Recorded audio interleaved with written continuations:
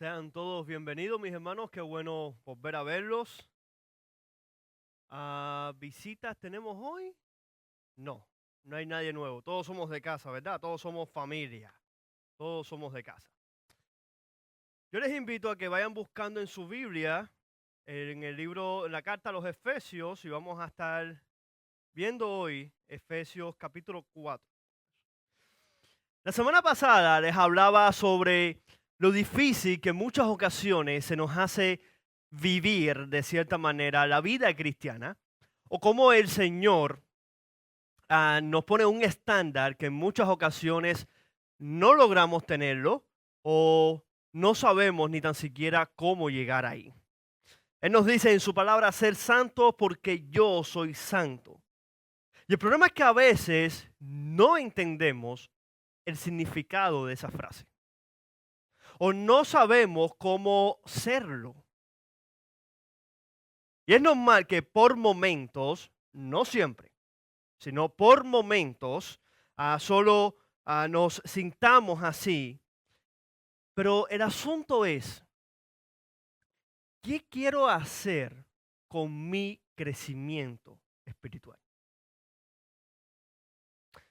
En esta semana estuve en una entrevista en una clínica de psicología.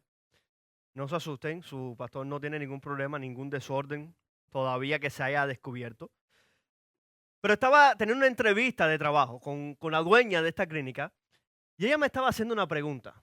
Ella me pregunta, ¿tú quieres crecer profesionalmente? Lógicamente, claro que sí quiero crecer profesionalmente. ¿Qué es lo que sucede? De que hay personas de que quieren crecer intelectualmente o que quieren crecer para tener más conocimiento. Miren, ese no es el objetivo.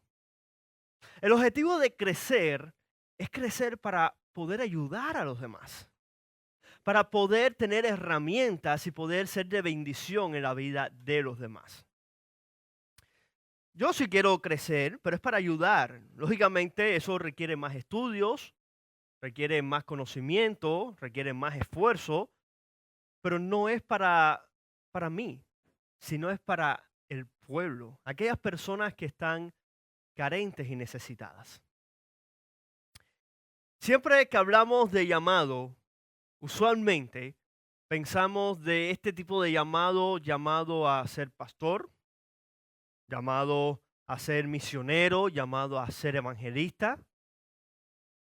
Y es cierto que estos llamados son llamados dignos del ministerio que provienen de Dios, pero antes de ser llamado a un ministerio X, como el ser pastor, el ser misionero, evangelista, que lo vamos a ver también la semana próxima, ah, el Señor tenemos un llamado que ese no es específicamente para ciertas personas, sino que es un llamado general y no solamente para nosotros los que conocemos a Cristo, sino para toda aquella persona que aún no conoce a Cristo. Y es el llamado a la salvación y a la santificación. Nadie puede ser llamado pastor si antes no es cristiano. Como mismo nadie puede ser evangelista si antes no viene a Cristo. Hoy en día, lamentablemente, a los roles se cambian muchas veces y vemos pastores que se hacen llamar pastores y cuando tú ves su vida realmente no te está hablando de un pastor, para nada, ni tan siquiera de un cristiano. Eso es lamentable en el día de hoy, pero son cosas que están sucediendo.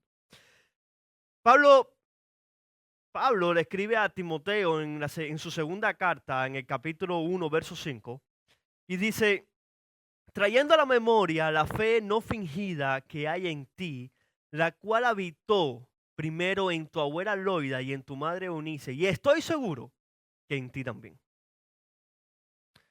Un poco de contexto. Timoteo era un pastor joven y Pablo le reconoce que no solamente que era pastor, sino que antes de ser pastor era cristiano. Era una persona que tenía una fe genuina, era una fe ah, transmitida por su madre y por su abuela. A cada uno de nosotros, como hijos de Dios, como cristianos, tenemos un llamado. Y ese llamado es un llamado especial de Dios. Estoy hablando de un llamado a vivir de una manera santa, de un llamado a reflejar el carácter de Dios y a unirnos como iglesia a servir con amor a otros. Ahora, ¿estamos realmente viviendo a la altura de estos llamados? Porque cuando hablamos de servicio, y es mayormente el tema de hoy, cuando hablamos de servicio, nos gusta sentarnos y que nos sirvan a nosotros. Pero qué difícil es cuando nos toca a nosotros servir a los demás. Imagínate ahora que el dueño de la compañía donde tú estás trabajando, el dueño de tu compañía, te diga de que te va a ofrecer o te está ofreciendo un puesto de trabajo que lógicamente va a estar mejor remunerado, te van a pagar más, pero este puesto de trabajo no solamente viene con más salario, sino que te van a dar una oficina ahora, te van a dar una oficina con un nombre en la puerta, el manager fulano de tal. Ahora, ¿qué es lo que sucede? Que con este título en la puerta, no solo recibirás el título, sino que también vas a recibir la responsabilidad, la preparación y el compromiso que conlleva esta posición. De la misma manera, Dios nos ha llamado a una vida de responsabilidad espiritual al servicio de los demás. El título cristiano es un título que hoy en día muchos lo tienen como para denominar a buenas personas. Aquellas personas cuando tú dices, yo soy cristiano, pues mucha gente lo primero que dicen es, eres cristiano, tú eres una buena persona. Qué difícil es cuando se llega a la iglesia y se ve todo lo contrario. Muchos hoy dicen con facilidad, yo soy cristiano, pero pocos conocen la historia detrás de esa frase. Pocos conocen lo que conlleva realmente la palabra cristiano. El nombre cristiano no siempre fue un título cómodo. En los primeros siglos de la iglesia, declararse seguidor de Cristo era literalmente costarle la vida a esas personas. En el Imperio Romano, muchos creyentes fueron perseguidos, encarcelados, asesinados simplemente por decir que eran seguidores de Cristo. Simplemente por decir eso. Tú eres cristiano y los mataban. Tenemos el ejemplo de lo que se considera como el primer mártir, que es Esteban, en el libro de Hechos. Ahora, por esta razón, los creyentes de la iglesia primitiva desarrollaron un método para poderse comunicar entre ellos. Ellos crearon una contraseña, por decirlo de alguna manera, un password, entre ellos mismos. Cuando se encontraban en el camino, como también se les llamó mucho en el principio, antes de denominarse cristianos en la ciudad de Antioquía, se les denominaban los del camino, porque ellos iban por el camino predicando el evangelio. Lo siento, es que con tanto inglés en mi cabeza a veces el español se me va. Y la contraseña que ellos tenían era, ellos dibujaban un pez. Se encontraban con otra persona y ellos dibujaban medio pez en la tierra, en el polvo. Y si la otra persona conocía la contraseña y era también un seguidor de Cristo, cerraba esa pintura, ese dibujo. Pintaba el otro lado del pez. Y esa era la manera que entre ellos sabían de que estaban a frente de alguien que realmente coincidía con su misma fe.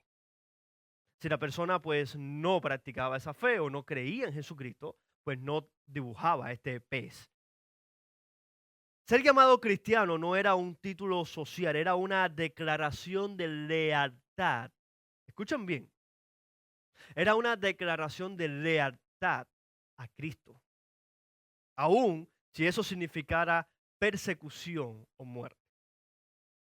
Y fíjense bien la diferencia. En aquel tiempo, en los primeros siglos, esas personas no les importaba que fuesen muertos o asesinados por defender un título, por defender una fe. Hoy en día muchos se hacen ser llamados cristianos. Por eso la pregunta no es, ¿decimos que somos cristianos? Sino, ¿vivimos realmente como seguidores de Cristo? Esa debería de ser la pregunta y es lo que queremos responder en el día de hoy en Efesios capítulo 4, versos del 1 al 10. Mira cómo Pablo lo describe. Dice, yo pues, preso en el Señor, os ruego que andéis como es digno de la vocación con que fuisteis llamados, con toda humildad y mansedumbre, soportándoos con paciencia los unos a los otros, con amor solícito en guardar la unidad del Espíritu en el vínculo de la paz.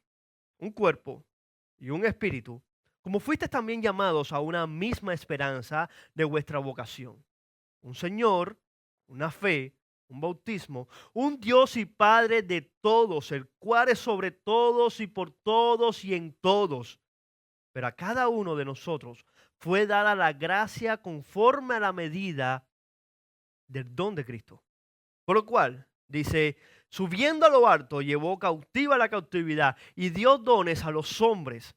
Y esto de que subió, ¿qué es? Sino también que había descendido primero a las partes más bajas de la tierra. El que descendió es el mismo que también subió por encima de todos los cielos para llenarlo todo. Hermano, el primer paso para vivir a la altura del llamado es caminar en humildad y unidad.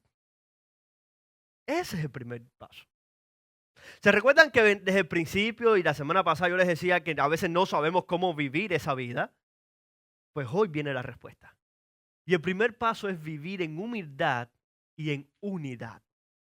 Pablo lo dice, yo pues, preso en el Señor, os ruego que andéis con humildad y mansedumbre, soportándoos con paciencia los unos a los otros en amor.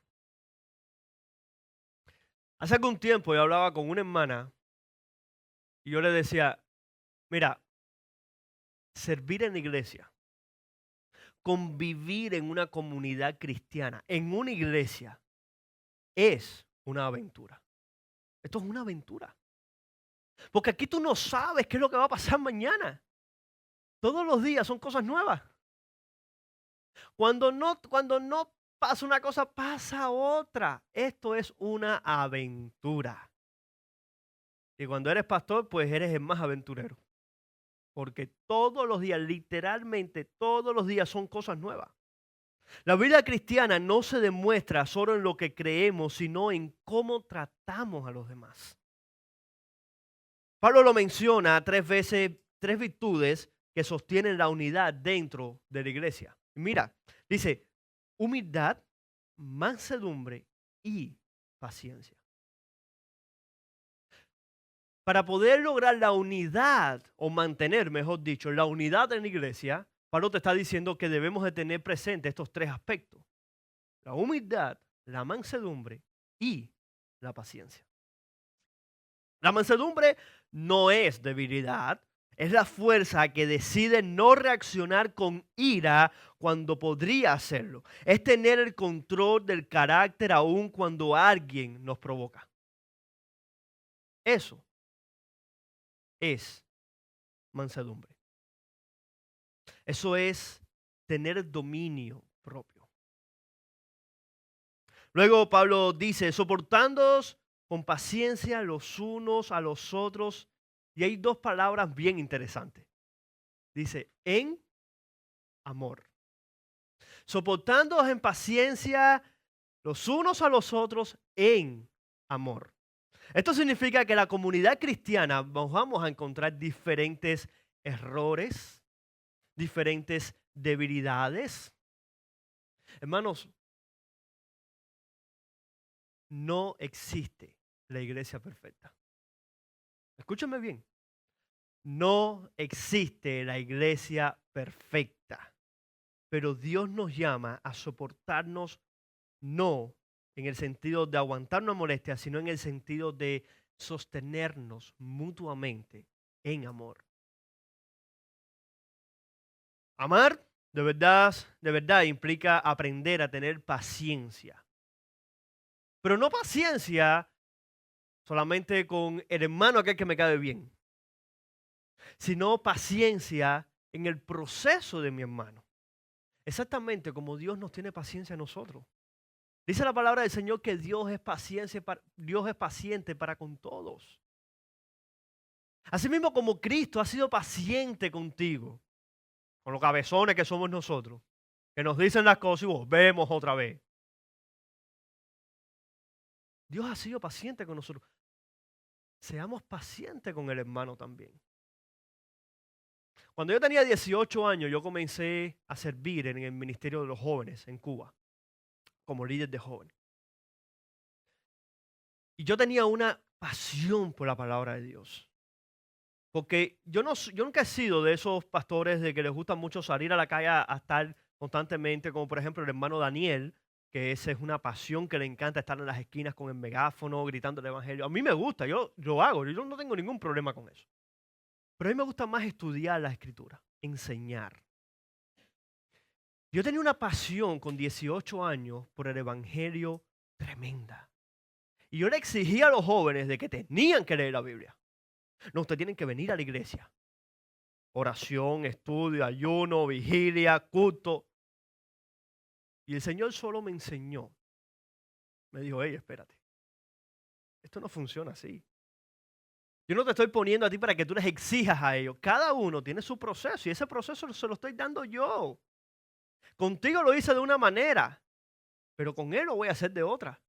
Y con el otro. No creamos, hermanos, de que porque usted tenga 50 años en el Evangelio, porque usted tenga cierto nivel espiritual, vamos a ser un poco más espirituales, que usted tenga cierto conocimiento de la palabra o cierta pasión por ciertas cosas, todos la vamos a tener.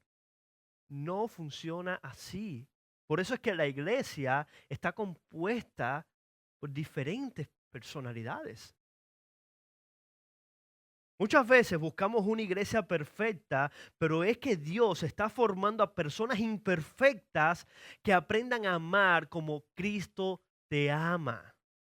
Cuando practicamos la mansedumbre y la paciencia, reflejamos el carácter de Cristo y fortalecemos la unidad del cuerpo de Cristo.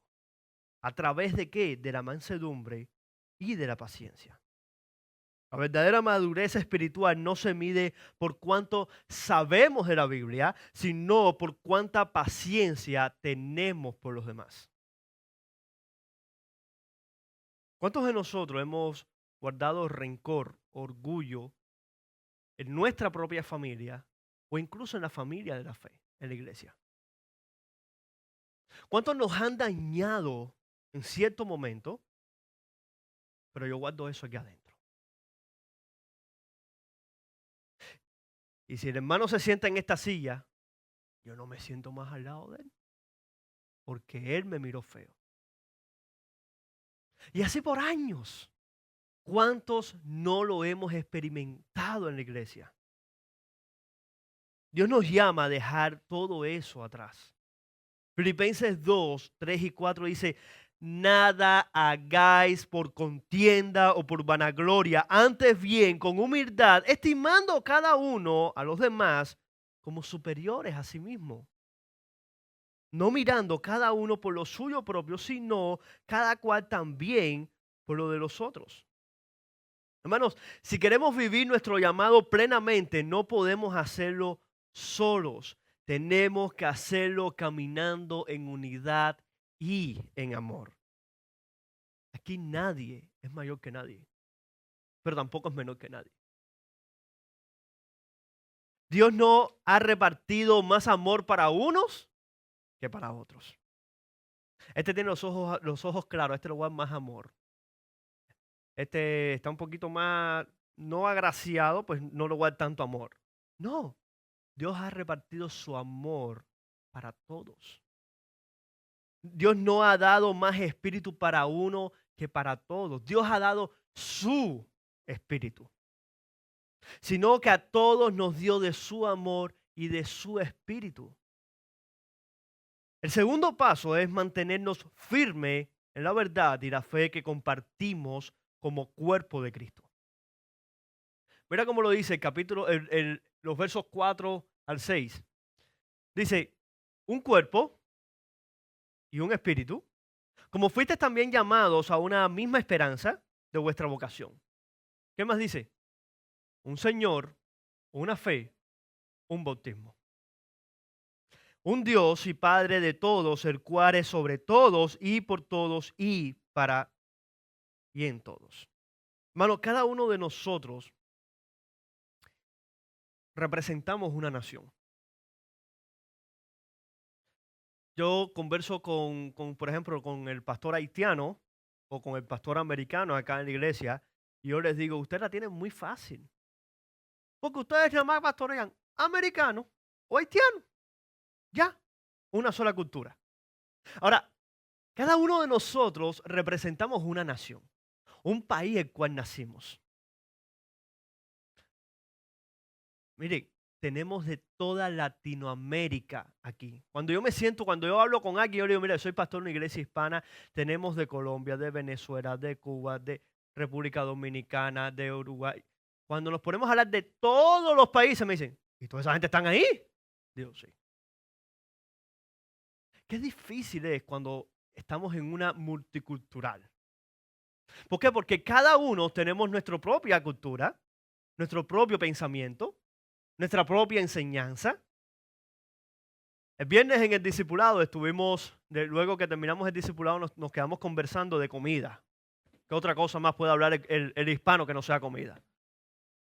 Y cada uno, con sus diferentes nacionalidades, estamos hablando de las diferentes comidas que tenemos. Algunos decían, por favor, dejen de hablar de comida porque ya tenemos hambre ya. Y es exquisito, es rico, porque cuando nos ponemos a hablar de comida, vemos cómo en cada país tenemos comidas bien similares. Pero hay otros países que la comida tú ni la mirarías. Nos enseñaron una foto de una comida, no voy a decir el plato ni la nacionalidad, pero yo no me la comería. Pero yo hablé de una comida en Cuba que muchos me dijeron, no, ni loco pruebo yo eso. Y es que eso es lo rico. ¿Por qué? Porque somos de diferentes nacionalidades, pero en Cristo somos uno solo. No importa si a usted le gusta el mofongo, si a usted le gusta el gallo pinto, si le gusta comer el pan con café.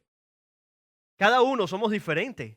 Tenemos pensamientos diferentes, culturas distintas, escuchamos música a veces hasta distinta, nos vestimos diferente, pero hay una cosa que sí nos une, y es una fe, es un espíritu, y es Jesucristo.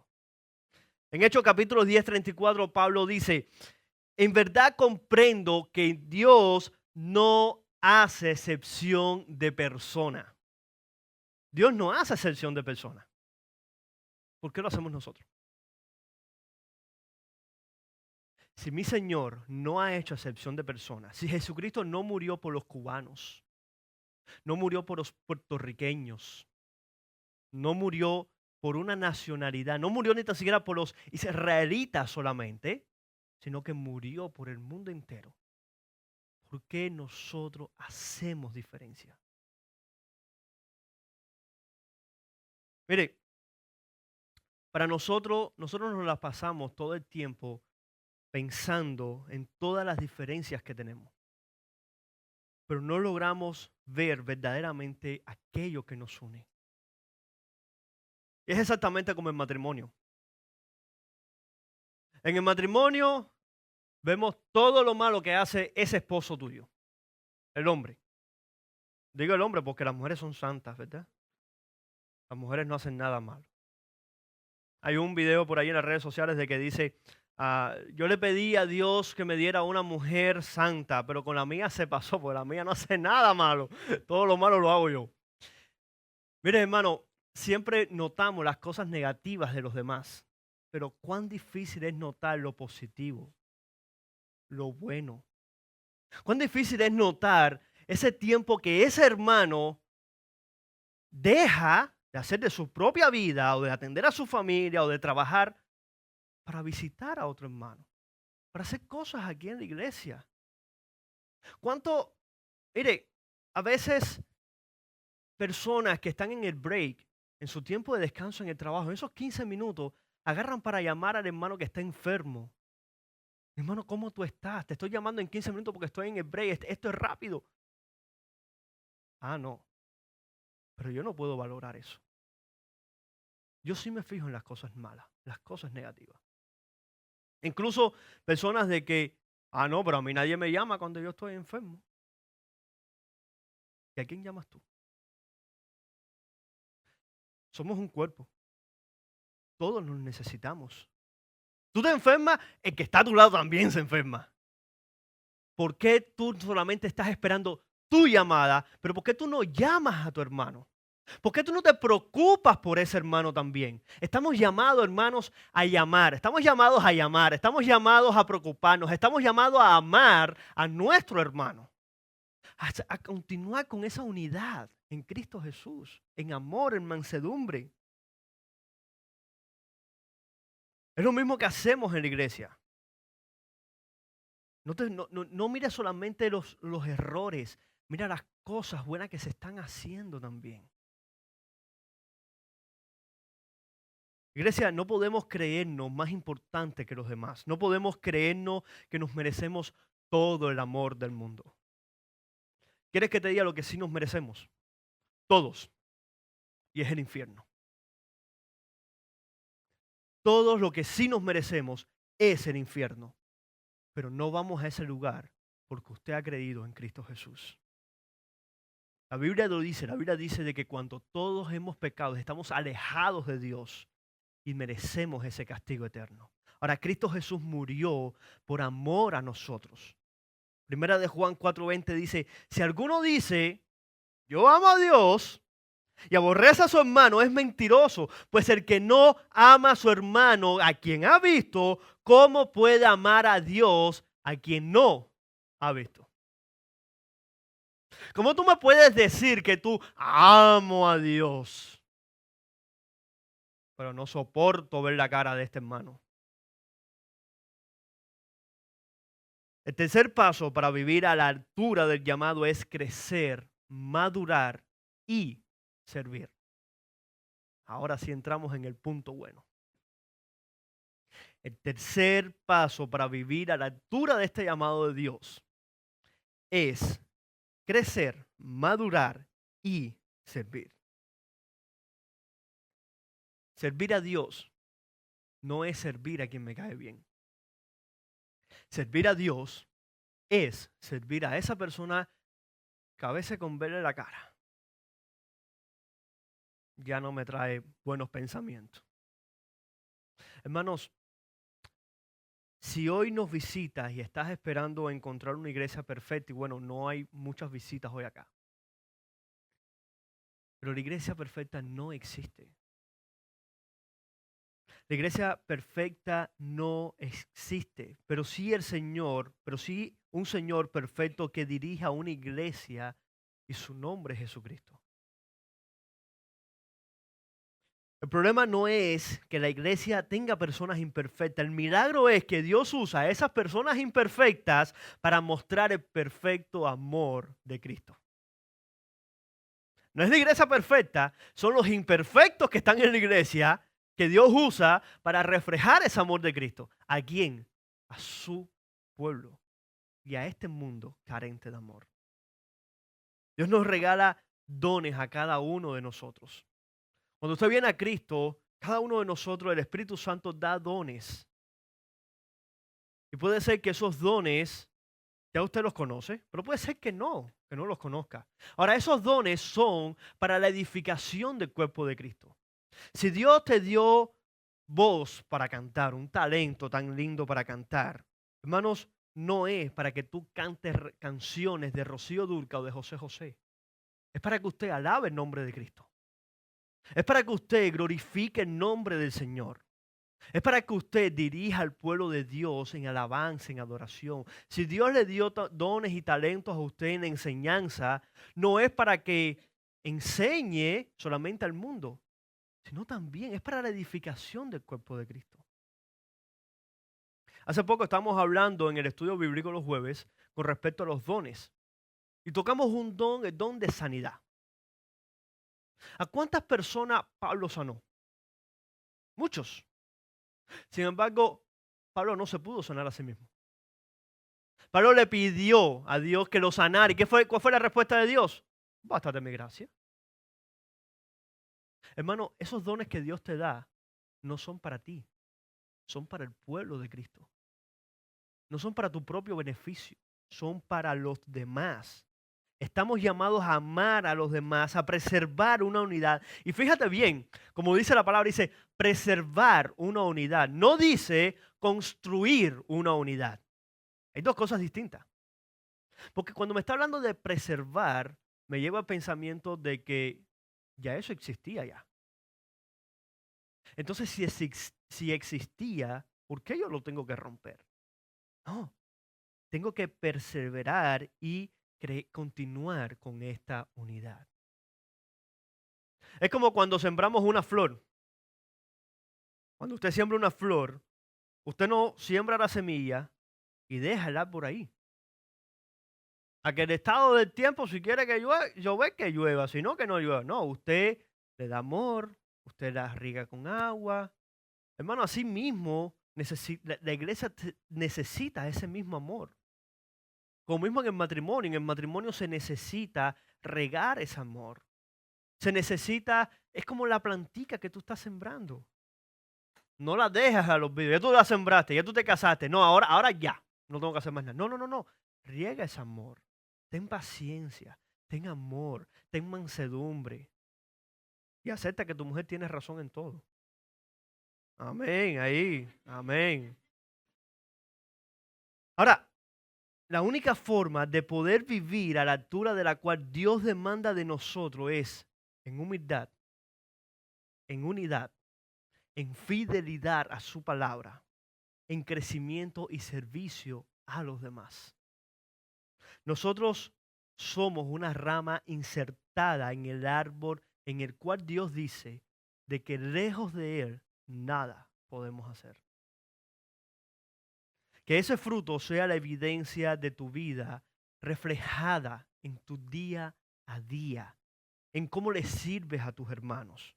El mismo apóstol Pablo lo dice en 1 Corintios 15:9. Dice, porque yo soy más pequeño de los apóstoles, que no soy digno de ser llamado apóstol porque perseguía a la iglesia de Dios. No te creas, mi hermano, que tú eres mejor que nadie. No te creas que porque tú sabes más Biblia que otras personas, tú eres mejor que nadie. No te creas que porque tú tienes ciertos dones, ciertos talentos que el Señor te ha dado, tú eres mejor que alguien. Eso que Dios te dio es para la edificación del cuerpo. Eso que Dios está haciendo en tu vida, refléjalo, los demás también.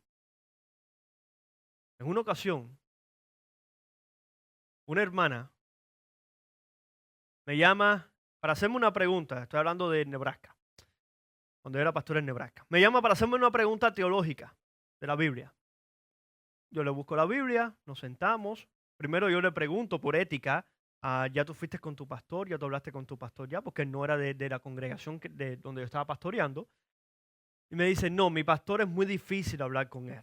Con mi pastor es complicado. Mi pastor no hace citas, no conversa, no responde las preguntas, solamente predica. Bueno, ok. Pues venga, dime cuál es tu duda. Pastor, mira, yo tengo esta duda. Ok, vamos a la palabra del Señor, vamos a estudiar. Mira, ¿qué es lo que dice aquí? No, ahí dice esto. Ok, le sufragué esa duda.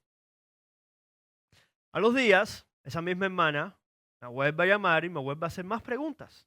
Ok, no hay ningún problema. Busquen tal libro, tal capítulo, tal versículo. Vamos a ir estudiando mutuamente. Un día, me llama esta hermana, hacemos una pregunta. Yo le digo a mi esposa, preguntas cauciosas. Eso mismo, ahí. Y yo le respondo a la luz de las escrituras. Le digo, mira, lee aquí, está más que claro, más que sencillo. La Biblia lo hablaba, pero bien sencillo. No hacía falta ir a ningún seminario para responder esto. Y me dice, no, pero el pastor fulano de tal país, que es doctor en teología, dice esto. Y entonces, ¿para qué tú me llamas a mí? Ahora, tú estás buscando una respuesta. El título tiene más conocimiento que la palabra de Dios. Es porque una persona tenga un doctorado en teología, una maestría, un doctorado en filosofía, un PH, lo hace más inteligente y más sabio que la misma palabra de Dios. Hermano, usted tiene un llamado especial a un ministerio. Eso no te hace más sabio que otra persona. Eso lo que te está haciendo es más responsable que otra persona. Porque Dios me va a demandar a mí por todo lo que yo enseñe en este lugar. Por toda palabra que sale de mi boca, Dios me va a demandar, así como los va a demandar a cada uno de nosotros si no predicamos el Evangelio. Si no respondemos a ese llamado ministerial que el Señor nos está haciendo. Si no respondemos tan siquiera a ese llamado de santificación y de humildad que el Señor nos está haciendo. Porque ya no me puedes decir que tú no sabías. Se te está diciendo hoy. Tenemos que vivir en humildad, pretendiendo la unidad del cuerpo de Cristo, en fidelidad de la palabra y el servir a los demás como si fuera a Dios mismo. Cuando usted ve a su hermano, es como mismo Dios cuando nos mira a nosotros. Cuando Dios me ve a mí, Dios no ve a Lázaro. Dios no ve ni tan siquiera al pastor Lázaro. Dios ve a Jesucristo en mi vida. ¿Logras ver tú a ese Jesús en la vida de tu hermano? ¿O solamente ves los errores de tu hermano? La palabra dice, vivir en humildad y en unidad en el cuerpo de Cristo. Mi mayor deseo es que todos y que cada uno de nosotros podamos crecer a la estatura del varón perfecto y que nuestras vidas sean un reflejo de amor, de ese amor de Cristo para cada uno de nosotros. No creas que porque tu hermano actuó mal un día, tú no lo vas a hacer mañana. Siéntate tú en la silla de él. Ponte tú en sus zapatos. Hay personas que nos levantamos con malos días. Hay personas que no dormimos bien o tuvimos cierta situación. No juzgues a tu hermano. Ámalo. Compréndelo. Ten paciencia con él. Ora por tu hermano. Porque esa es la única manera que vamos a poder vivir en unidad, en el amor y la paciencia del Señor. Que Dios les bendiga. El Señor en su palabra dice, permanecéis la fe, la esperanza y el amor. El mayor es el amor. Vengo a ti, Señor, cámbiame, renuévame por la gracia que encontré.